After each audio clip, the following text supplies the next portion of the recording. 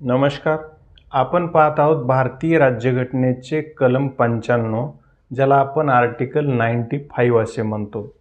या कलमांतर्गत लोकसभेचा उपाध्यक्ष किंवा अन्य व्यक्ती हा अध्यक्ष म्हणून कर्तव्य आणि जबाबदाऱ्या पार पाडील.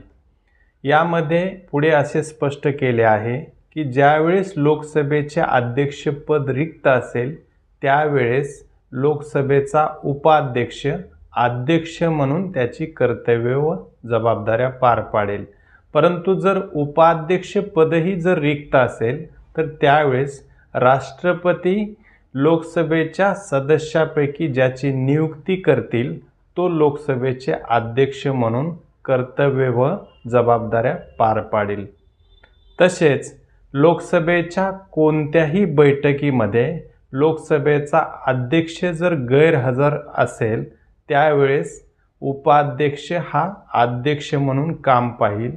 परंतु जर उपाध्यक्षही गैरहजर असेल किंवा अनुपस्थित असेल तर लोकसभेचा इतर सदस्य लोकसभेच्या नियम पद्धतीनुसार तो निवडला जाईल. परंतु असाही सदस्य जर गैरहजर असेल तर एक अन्य सदस्य जो लोकसभा निवडील तो अध्यक्ष म्हणून जबाबदाऱ्या व कर्तव्य पार पाडेल. अशा प्रकारे या कलमामध्ये स्पष्ट केले आहे. तुम्हाला जर हे कळाले असेल तर नक्कीच लाईक करा. धन्यवाद.